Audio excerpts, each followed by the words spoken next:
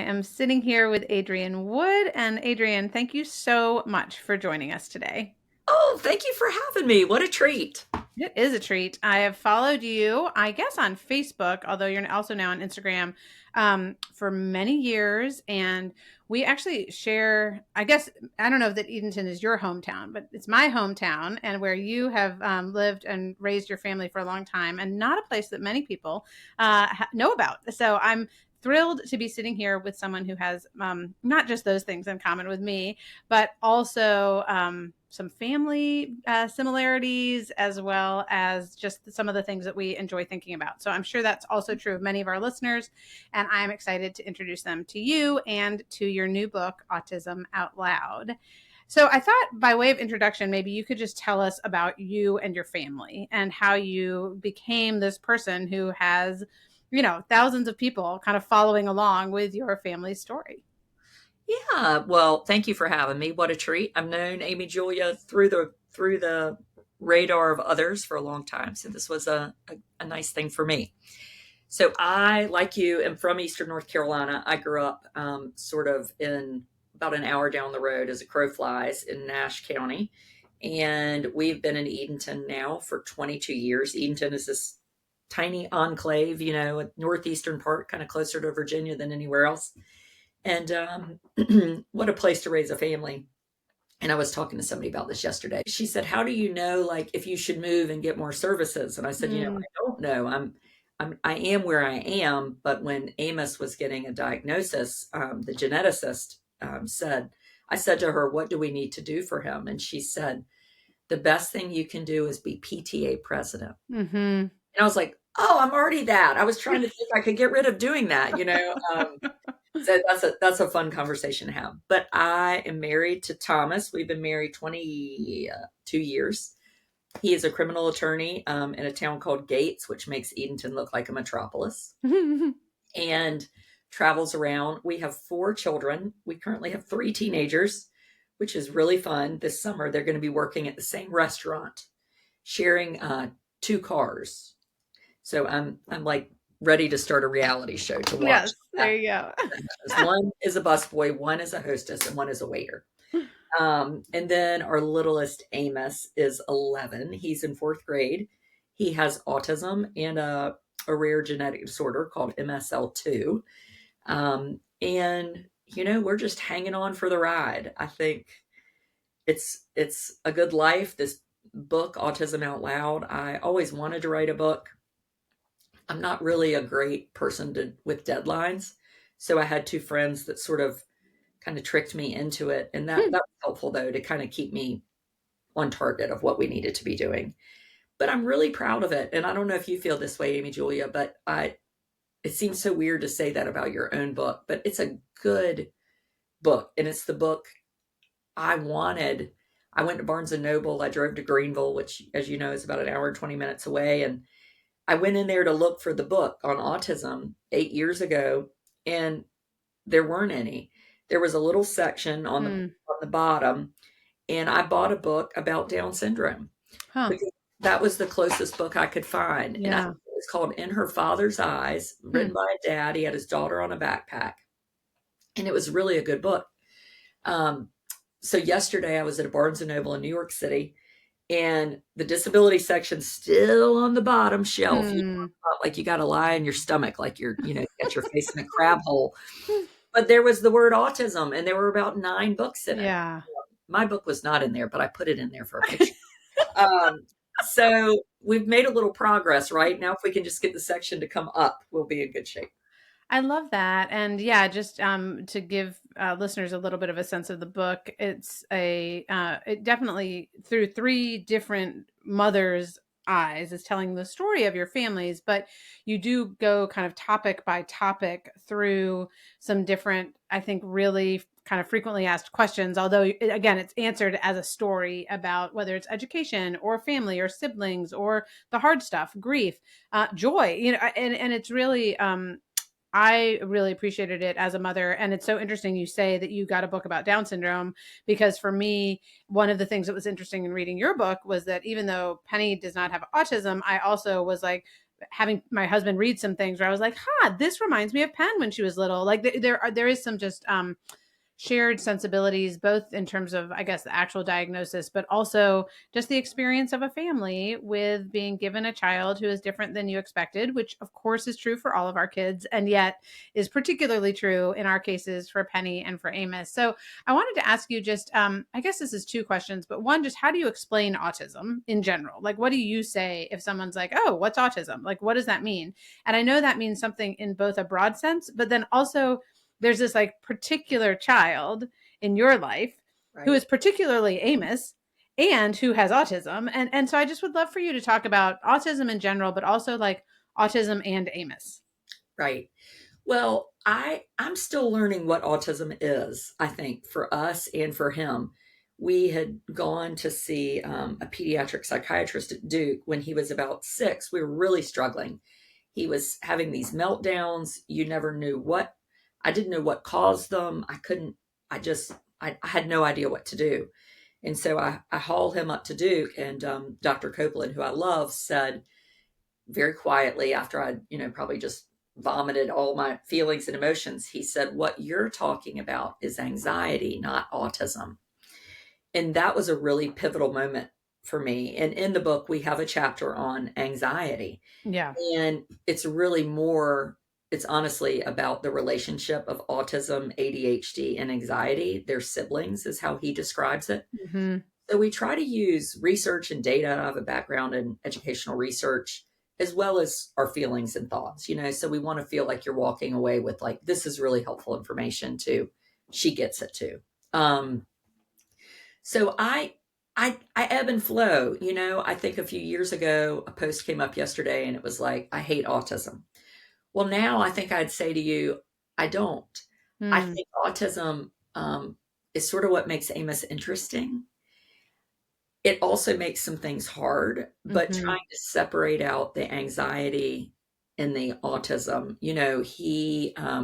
he's in this new, I mean, he's funny. He is funny and he's bright. And it's like, how do you pull out his best traits and use them for good? I mean, I'm sure you as a mom, the same thing. How do you have him reaching his full potential? And what is it? Mm-hmm. It's like, I don't know. But this morning, he's very against you watching the show that he's watching. Hmm. So he's like, don't look at the TV, and my son Thomas, who's 19, because siblings are siblings. Like they just are going to treat you the same. Yeah. So my 19-year-old, who's a freshman in college, will say, "Oh, are you embarrassed that you're watching Thomas the Train?" Huh. And he's like, "No, butt face, get out." And I'm like, is he embarrassed? Like, I don't know Right. if he has that feeling or not. But Yeah.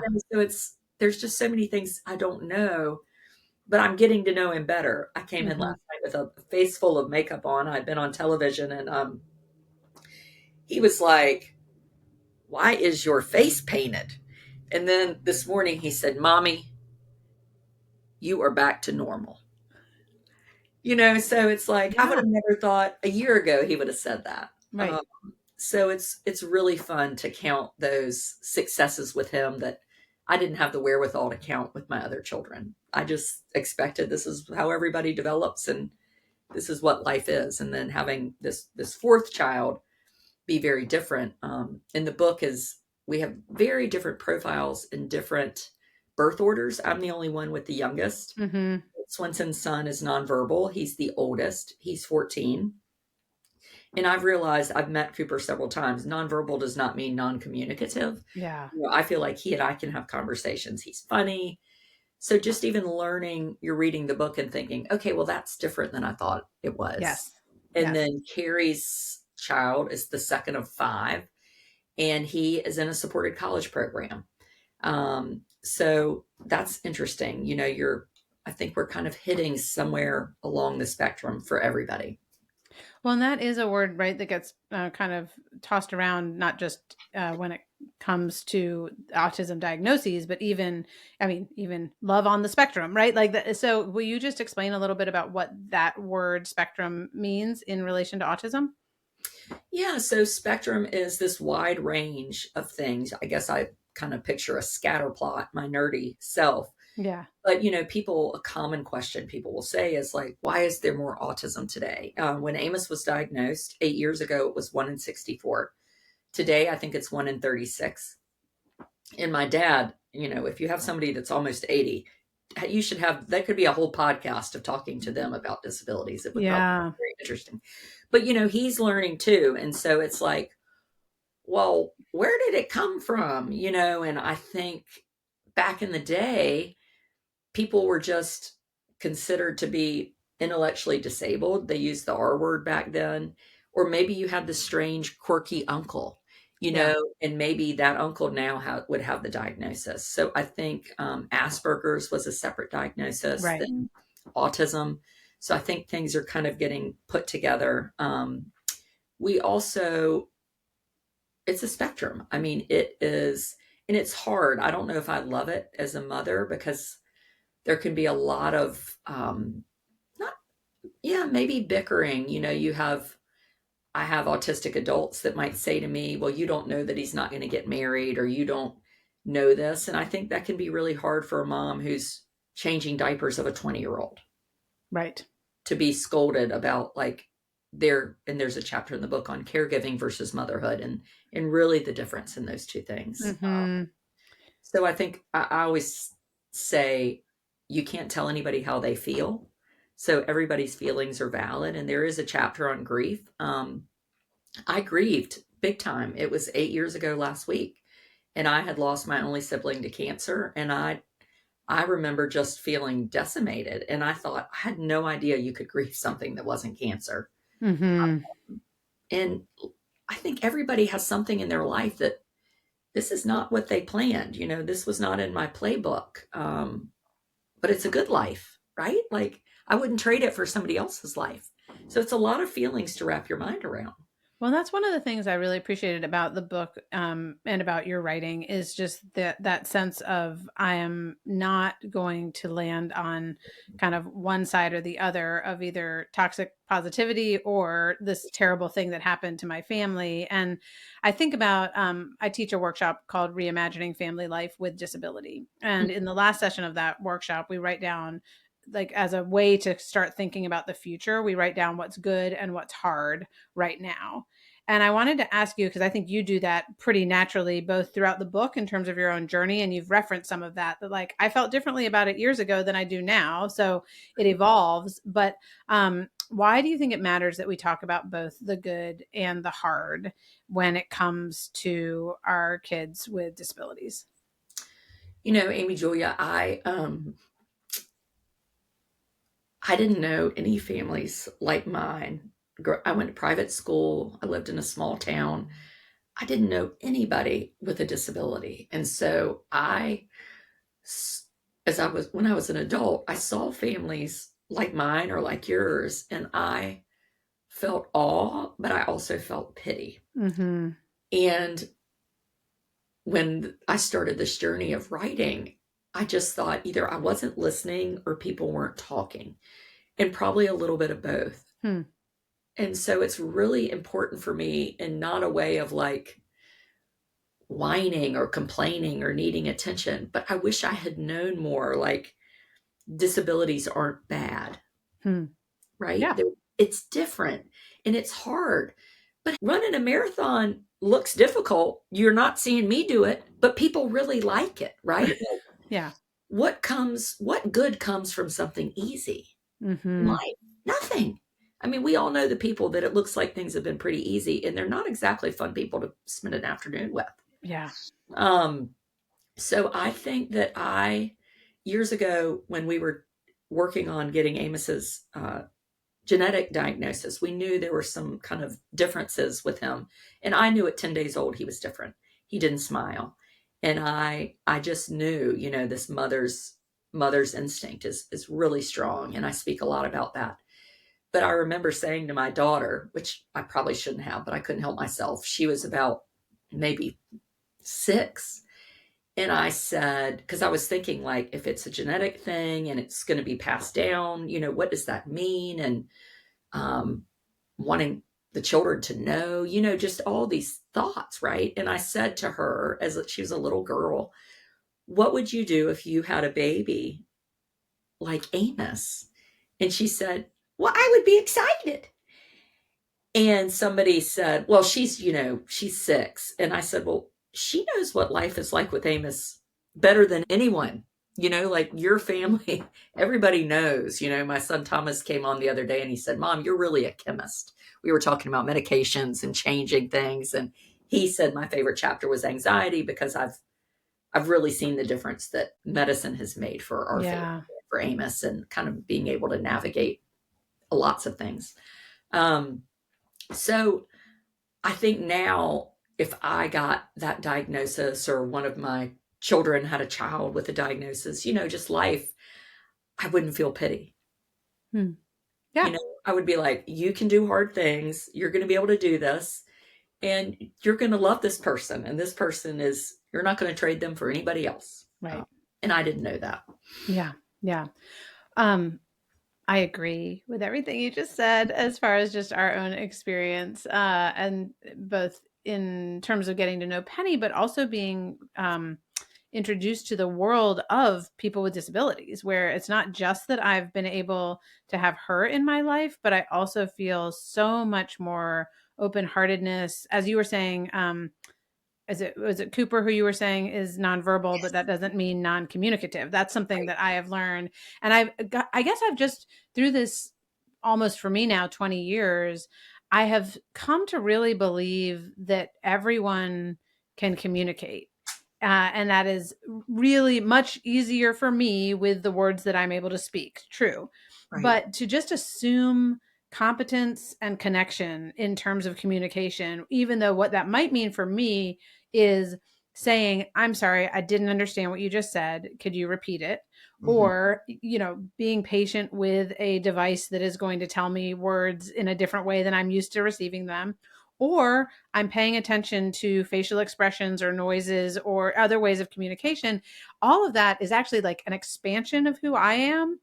Although as long as I can get over my own sense of like discomfort or my need for efficiency, then there's like human connection that actually expands who I am in this like really beautiful way. Yeah, it's funny you said that. It's been a few years ago, and I said that particularly my dad, like this has just been Mm, and I don't know if you have the same story, but it has not come naturally to him. And it's been several years ago, but Amos went through a phase where we would break a lot of TVs. So he took the remote and he pinged the TV. And my dad said he did that on purpose. mm, And, he was thinking of like a typical child does something naughty. yeah. And I said, yeah, he did it on purpose. But what is he telling us? Right. What was the purpose? Right. And so it was like, oh, okay. I mean, I think you really are learning of what's this behavior telling me all the time, hence the chemist label. Right, right. Well, and that's where I did find the anxiety chapter also particularly helpful in thinking through. And actually, I don't remember if it was you or one of your co-authors who distinguished between a meltdown and a tantrum, where a Hmm. tantrum actually is a very specific, I want this and I'm not getting it, essentially. Yes, And a yes. meltdown is the context that I've been placed in is so overwhelming that I can't function. Mhm. And being able, first of all, that's just a helpful distinction because we use those terms, I think, often almost interchangeably. And yet, also as adults, I don't know. I rarely throw tantrums. I do feel like I melt down sometimes, and just that sense of like, oh, you're overwhelmed. Like there's so much compassion that can come from that. And I loved this was either Carrie or Kate, I can't remember, one of your co-authors, writing about how what she needed to do in order for actually behaviors at school to change was create a really orderly environment at Hmm. home Carrie. where it was just like we're taking down the stimuli and it's predictable and you can feel like safe here.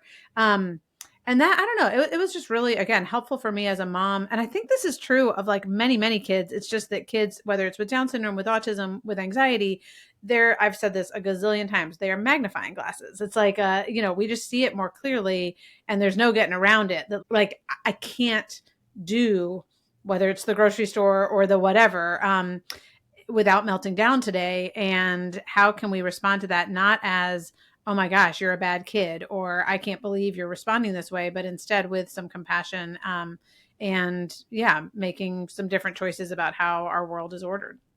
Yeah, and that the planning. Yes, Carrie talked about how she would make sure she made his bed every day so that he could kind of get into Yeah. this, which we all love, right? If you go to a hotel and you get to climb in these nice clean sheets, it's not like home too often at my house. There's like a cat and dog and some Fruit Loops or something, sand. She would like candles at the dinner table. For Amos, we, get home from school, we go to McDonald's. This is not probably a kudos to my parenting. He comes in and he gets like settled, and he has a ball pit in front of a television. I mean, it's really a scene over here, Yeah. and he sits in that ball pit and just, kind of gets calm, right? Yeah. Um, and it's nice to value like those things help. Or days that, you realize, I don't know if you had this experience with Penny, but like, I know our limits are like, maybe we can go one place, Mm. where with the other kids, it'd be like, we're going to go to 5 places. Well, you sort of realize like, I have to be so aware of trying to navigate and set up the world for success. Like, whenever we kind of had struggles lately, I'm like, we did too much, Yep. you know? Well, and I've been returning lately to the idea of just slowing down. And in fact, I was doing some teaching this weekend in an Episcopal church up here in Connecticut, and was just reminded of that verse from the Bible where Paul is describing love and says love is patient. And Mm, just that idea of what you're describing of like, you know what? I might have 3 errands I need to run.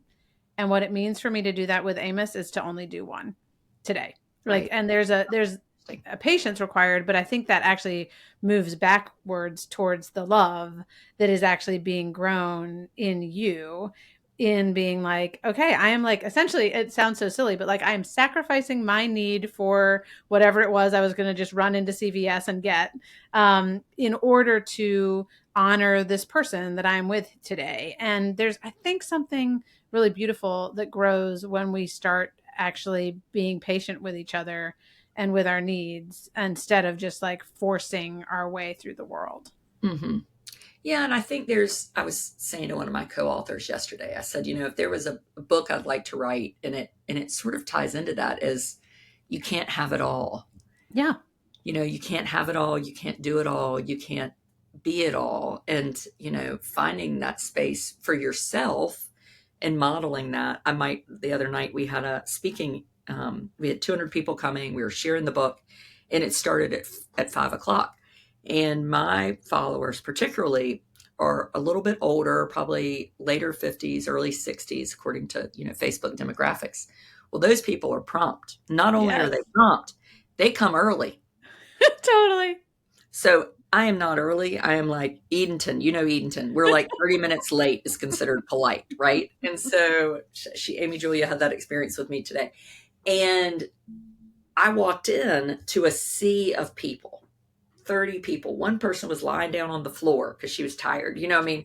And I was like, I can't do this. It's so funny. I didn't even think about it till you just said it.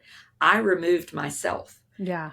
I walked next door to the hotel lobby and I just sat. I actually did a video with my subscribers. I kind of went through the day, and I walked in at 5, and my co-author was like, "Where have you been?" I was like, I couldn't do it. Yeah. Like I knew my limitations, right? Right. Like, Right. so even the last few months with this book and all these things happening, I've let myself and said to myself, okay, you're going to manage children, and you're going to sell this book, and you're not going to do anything else. We're not going to Mm. worry about the taxes are going to go late this year. Yeah. I'm not going to clean out a closet. I mean, I have Right. a real penchant for doing things like that. And I like drug some stuff out the other day, and I just shoved it back. I was like, nope, you're not allowed to do that. Right. Right. Yeah. Being kind to yourself is really important. Yeah. Having a child with very obvious limitations has helped me to be much more gentle with my own limitations instead of pretending that they don't exist. Right. Um, One thing I wanted to ask about was your experience in Edenton, North Carolina, and uh, it is, again, a very small southern town, eastern North Carolina. I feel a particular fondness for the place and the people there. But I also think that anyone who reads this book is going to get a sense of the kindness and community that it brings and into your life. And I think that's a really important part of your story in particular is being connected to a community, needing a community, and also cultivating trust within that community. So I just wanted to get a sense of like, how have you done that? Because one of the things that again comes up in your book, but also in other literature around disability is the isolation that is so easy to experience. So like, how have you stayed connected to community? Has that been a challenge? Has it been easy? Like, can you just talk about that a little bit? Yeah, I mean, I think I go back to that geneticist saying the most important thing you can do is be PTA president. Yeah, will you actually speak a little bit about why, like, in case there are listeners who are like, I don't understand. Like, what does that Right, mean? right. Well, I think it just meant, you often hear there's always this contentious relationship with school systems, and there's advocates and paid Yes. advocates. And I have always approached it when she said that to me. I made the decision I'm going to give twice as much as I ask. And granted, I have the time and ability and the wherewithal to do those things. So that doesn't mean everyone can do that on their Yep. schedules, but I can. And so recognizing what you can do. So for me, it might be doing a fundraiser or taking papers home at night and stapling them and wanting the teachers to feel like they could depend on me. I think the benefit, my co authors, very different situations. One is in Minnesota. Minnesota has some of really one of the best states for care for people with disabilities. Like they have Hmm. a wait list for the waiver. If you're not familiar, the waiver for unmet needs for people with disabilities, we've been on the waiver wait list now for 8 years in North Carolina. And then my friend Carrie is in New Hampshire, and her son was referred out of district to a special school for kids with disabilities, but he graduated with a diploma. Hmm. Well, we don't, we have one school, we have elementary, middle, and high school. Yeah. And so where we are, what we have has to work. There is no plan B, there is no option C. Yeah. And I hate to say something's best because their experiences have been really good, and they might say, well, she doesn't know because she's never had another experience. But I think in the big picture of the earth from far away, what our experience is best when it comes to inclusion and incorporating people with disabilities in our world. Because if I want Amos to function and thrive in a world that I'm not going to be here forever, how do I do that? Hmm. Then he has to be in the world. Yeah. We can't just say, oh, I'll show up at Special Olympics, one day and everything's great. Like people have to experience him. I'm always juggling. And I don't know if it's because of what you and I both do, but like he is first.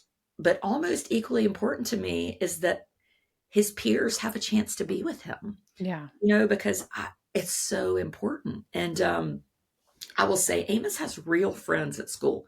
Amos is not a good friend. I would just like to say that. Hmm. I have not seen him offer a lot for a friendship. He, takes more than he gives, but Hmm. he has real friends. He had a birthday party. I think 9 from his class came. You hear like these children have birthday parties and nobody comes, but Hmm. like he's a part of things. And as Yeah. his mom, I show up at school. I bring the cupcakes. My daughter Blair is kind of my assistant director. Evidently, she's like, he needs to be wearing Under Armour. You've got to stop putting him in those, shirts because he looks like a baby. I ordered some things that were in my office today, and I was like, that's so cute. But Blair is going to be like, oh my gosh, that's so inappropriate. Anyway, Yeah. Yeah. all the things of how you fit in the community. And I think Edenton, when I realized, Amy Julia, to be honest, I was drowning in fear of what this life was going to look like when I was like, he's 2. I think he was about 2.5 when I started writing. And I'd like to say that I wanted to help the community, but I didn't. I wanted to help myself. I wanted to I knew I couldn't bury any more hurt. I had been shoving hurt. I lost my brother. And Yeah. I just decided, well, that's that. And I'm just going to move on. And I was happy. I had 4 children and a husband, but I didn't have joy because I had been shoving this hurt down. Mm-hmm. So when I started writing, I grieved a lot in the beginning, really for my brother. And this joy came back. And the other point of why I started writing was I didn't, and this is not, again, this doesn't reflect well on me, but it's true. I didn't want anybody in the community, in my very small community, talking about us and whispering about us. Yeah. I wanted to feel like I could control the rhetoric. Mm-hmm. So if I put the truth out there, like, and even when he was 4 months old, we had started genetic testing. I sent a Huh. mass email and I was like, we're doing genetic testing. We have some concerns about Amos. And I remember a few people that emailed me back and they were like, you're so brave to share that. Yeah. And it was like, no, I'm not. I don't ever want to feel like there's pity, like Yep. I want to own my own story. So in Edenton, it is really 99% positive. And I think part of it is us sharing our story. Yeah. I think, people will say, well, it's fine for you to share, but I'm private. Well, I would argue that sharing is really the only way we're going to make progress. It's unfortunate, but it's the truth. I mean, we are going to have to share to help people raise themselves up to be more kind and considerate. I got a message pretty early in my journey from a mother, and she said, I just wanted you to know my mother loves your blog. Every day she texts me and she's like, did you see what the debutante wrote today? And she's like, yes, Mom, I have Facebook. I saw it. But she said last weekend, and you'll know this, Amy Julia, they had gone to the Angus Barn in Raleigh, right? Monumental restaurant. And her son was 12 with autism. And the Angus Barn is busy and loud, Mm, like a family birthday. And he immediately kind of started getting agitated. And the mother said, I'm just going to take him outside. And she said, for 12 years, my mother has never really connected with him. And her mother said, why would you do that? He's fine. And she was like, it came from you, right. talking about the little boy at Mama Sita's while the waiters step over him while he's rolling on the floor and nobody's batting an eye. Yep. So we've got to share, and we've got to be out in the community. And it doesn't mean sometimes you're going to get burned. I got burned a few weeks ago. Somebody called the police on me because Amos was, roaming around the grocery store and rolling on the floor, and somebody decided I wasn't parenting appropriately, Right. Right. and we followed up and had some great conversations. And I think now that person would be like, oh, they're okay. Right. So it's not going to be easy. It's not going to be easy, but it's important. I love that. And again, I felt like reading your portions of the book and following along with your posts online. You've given so many different examples of people who have been for you and your family. And I'm thinking about, there was one story in the book where Amos was getting very dysregulated. Like you couldn't go to basketball games in town Right. together. Yes. Will you tell that story about kind of where that landed? Well, there've been a few, but I think I Okay. did one in the book. So if you grow up in Eastern North Carolina, and particularly in Edenton, we live on the water. In January and February, they are wet and cold and windy and dark. I Yeah. mean, when I say dark, it's dark. Like when we moved here, I was like, where are we? Like, I feel like I'm in like an apocalypse kind of place. But anyway, so church basketball is a big activity. Was it like that when you were growing up here? Big activity. Yes. So that's what you had to look forward to. All, weekend, you had church on Sunday and church basketball Saturday night. You go, you get a hot dog for $1. You can feed the whole family for like 12 bucks. And you talk to people and hang out. Well, my husband was gone hunting, and my children they all played church basketball and loved it. And I didn't have a sitter for Amos because we had pretty early on realized that there were a lot of things that we were going to have to split up to do. Yeah. And that's been very important to me. I think more even than my co-authors, of really wanting my children, and maybe because we had kind of 7 years of typical familyhood, I and Yeah. I don't know if I'm doing it right, but I just want them to have this existence where the squeaky wheel isn't the one that always gets the grease, Yep. you know? I do. And so we went to church basketball because they were like excited to go. And we got in there and, immediately the buzzer goes off. And so he's in the bathroom. We're in the bathroom together. Nobody was unkind. It was like, I got him some cookies. He sat in the bathroom and ate cookies, and I kind of stood in the doorway and watched basketball. And then actually 2 years ago, one of the churches like spent 2 hours figuring out how to unhook the buzzers.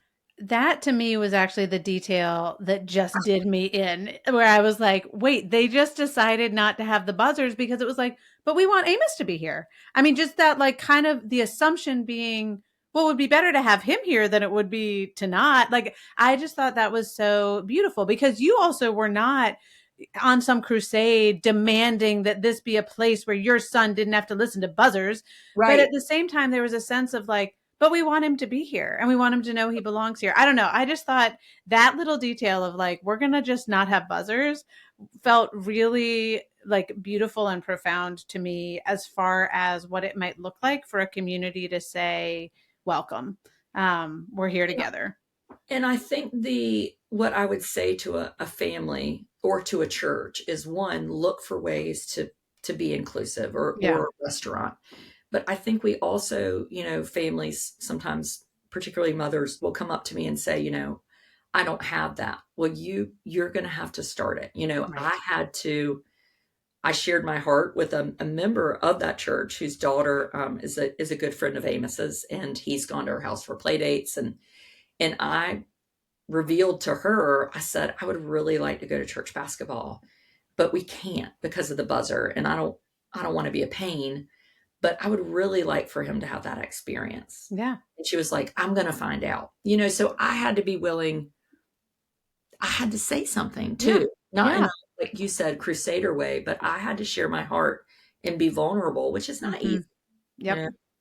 Um, Totally. but people don't know how to help us if we don't tell them. Right. Right. And what I've also found is that when we are honest about vulnerabilities and needs in community, that often opens up other people feeling more able to take the risk of doing the same thing. Like there's a real beautiful kind of flow that can happen there. And I guess the last thing on this topic I wanted to ask you about had to do with the school system, because I do feel like there's narrative among parents of kids with disabilities in terms of needing to kind of armor up when it comes to schools. And you and I have had really similar experiences. Penny also grew up in a very small town in Connecticut, but still 3,000 people where we had to make it work. And there certainly were times where I thought she should have been getting something she wasn't getting. But on the whole, it was like, I want to approach this as though we are a team caring together for this child. So I just wanted to ask you about that. How have you done anything intentional to go to cultivate trust and kind of a sense of being on Amos's team together within the school system? Because it seems to me like there might be a lot of parents who are in that position and who've been told actually something opposite of trust your school, be on a team with them, be the PTA president, etc. Right. Yeah, I have tried to be intentional. I give cash for Christmas presents. I don't know if that's, I'm like, nobody wants a mug, even if you give somebody $5, like, Yes. Yes. but I mean, in all seriousness, I try to be uplifting and helpful, and I recognize that I'm able to. So because of what I do naturally, if somebody says, hey, we want to give you some Legos, I'm like, great, I'm going to give them to school.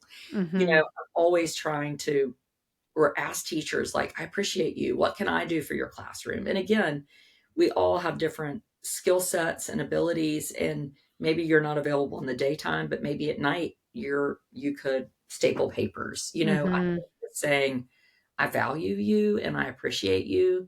Maybe you just send an email once a month and say thank you. Um, I I had an experience a few years ago, and I don't know the answers either, right?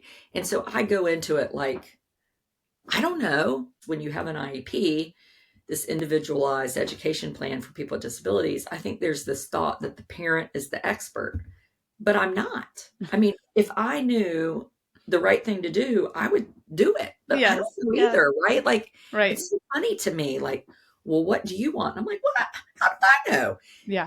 So, I think saying that, I don't know, but I don't know, maybe he was in the first grade and COVID had happened, and he was kind of assigned to a traditional classroom, but he was really spending most of the day in the EC classroom. And there was a field trip in the typical classroom, and he didn't go. Mm. And it was a few weeks later that I really like kind of made me sad. And I made a point and said, that made me really sad. Like, I really have realized that I do want him to be a part of things, Yeah. because we had this experience in pre-K. So I knew what it felt like and what it was like for him. And the principal at the time said to me, when we know better, we do better. Hmm. And I really appreciated her being willing to be vulnerable with me, but Yeah. I had to model it, I think, first in some Yeah. way, Yeah. And so then the next year came about, and I said, here's what I want for him. And can we just try it? And if it doesn't work, let's go back to the drawing board. And I think they've always been willing to listen, and hopefully, there's some things that maybe I hadn't loved, but I let some things go too. Like right now, I want PE to be outside Hmm. because the gym is too loud for Amos. Yeah. Well, PE coaches in North Carolina do not want to be outside. I don't know what in the world it is, but it's like a real thing. But I've kind of let that go, right? Like Right. I have to Yes. I have to kind of pick and choose. And I said to the teacher the other day, well, do you think they could do 1 day a week? Just like I just always being respectful. And I don't know if that's the right thing, but I'm in this for the long haul, Right. you No, know? I had a similar approach where there were things that I would ask for and they wouldn't really come through the way I expected or wanted them to be. But I felt like it was really important to, first of all, for me to name what was going well in terms of the relationships with Penny and her classmates and her teachers and et cetera. And to be very particular, like if there were really important things, like that's all I'm going to focus on rather than, yeah, just kind of majoring in the majors, I guess. And I appreciate your attitude and example and all the different stories you were just able to share there. I have one final question for you. I loved there was this one point in the book where you said, I'm quoting back to you, who have I become? I ask myself and find that I rather like this new person. And so I just wanted to end by asking you to talk about, yeah, who is the new person that you've become as Amos's mom, and how have you become that person, and what do you like about her? I think you made make me cry twice in a podcast. Um, I I'm just so thankful for the perspective. I feel like I've just gotten this behind the scenes tour of the real beauty of life. Mm, And there's a chapter in the book about success. And I don't know if you were raised like this, but I tend to think so. I was raised with a very clear definition of what success was. And I was given these opportunities for an education. And I really worked hard towards this goal and was pushed towards this is what success is. You're going to work hard, you're going to achieve it. And I did. And suddenly we have this little person, and success is going to look very different. And I didn't know there was another definition for success. yeah. And one of the first things, and I write about it, is when Amos, he either ate with a spoon or drank from a cup. I think they both happened. He was maybe 3 or 4.